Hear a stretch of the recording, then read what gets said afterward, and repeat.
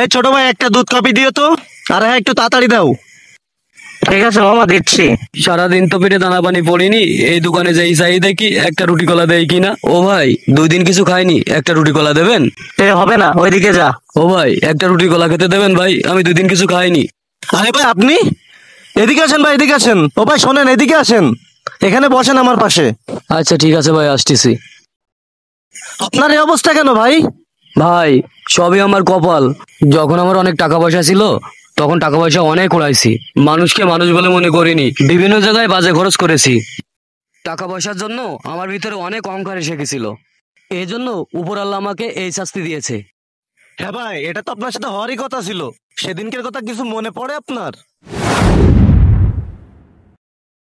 ভাই আপনাকে খুঁজতে খুঁজতে আমার জীবন শেষ হয়ে গেছে, শেষে আপনার আড়তে আসতে হলো আমার। কি বলবি তাড়াতাড়ি বল। ভাই আপনার বাড়ি গেছিলাম, বাড়ি গিয়ে আপনাকে পাইনি, তাই আড়তে আসলাম। কি বলবি তাড়াতাড়ি বল, এত পেশাল করিস নি। ভাই আমার না 10,000 টাকা লাগতো, খুব ইমার্জেন্সি, আপনি দিতে পারবেন? মানে কি, কথা নেই বার্তা নেই, আশিক মতো টাকা চাচ্ছিস? টাকা কি গাছের পাতা যে চাইলে পাওয়া যায়?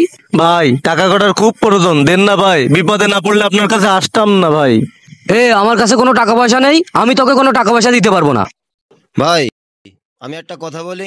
কি কথা বল। ভাই কত বিপদে পড়ে আছে, আপনি তো অনেক কাজে আজে বাজে খরচ করেন, আপনি ওকে 10,000 টাকা দেন, তাহলে ওনার অনেক উপকার হবে। তুই কি বেশি বুঝিস? বেশি বুঝলি কিন্তু কাজ থেকে বের করে দিবানে। আর তোর যদি এত দরদ লাগে তাহলে তুই দিয়ে দে, আমার কাছে এত টাকা পয়সা নেই। ভাই আমার কাছে টাকা থাকলে আমি ঠিকই দিতাম, আমার মনে হয় সত্যিও বিপদে পড়েছে। ও তো আপনার চাচাতো ভাই, পর তো আর কেউ না। বিপদে পড়ে আপনার কাছে চাইছে, মাত্র 10,000 টাকা দিলে আপনার তো আর কমে যেত না। তোরে বলিস না তুই বেশি বুঝতে যাবি না।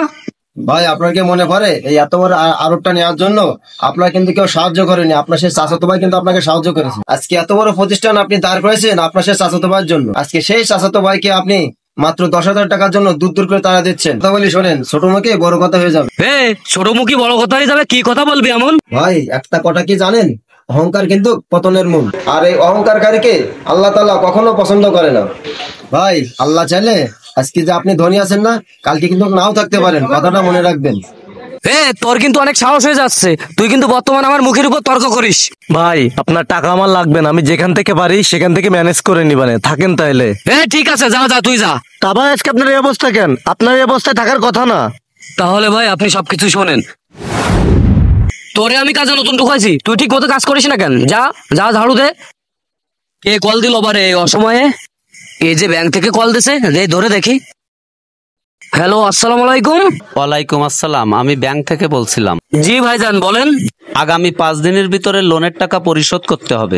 কি বলতেছেন এইসব? জি ভাই ঠিকই বলছি। ভাই একটু বোঝার চেষ্টা করেন। ভাই আমার বর্তমান ব্যবসার অবস্থা খুব খারাপ যাচ্ছে। ভাই মাত্র একটা মাস সময় দেন আমাকে।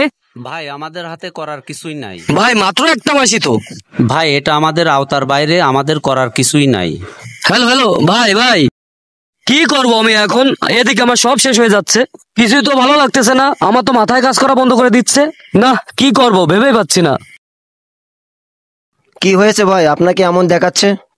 ভাই আর বলিস নে, ব্যাংক থেকে ফোন দিছে, আর এখন ফোন দিয়ে বলতেছে আমার অল্প কদিনের মধ্যে টাকা পয়সা পরিশোধ করতে হবে।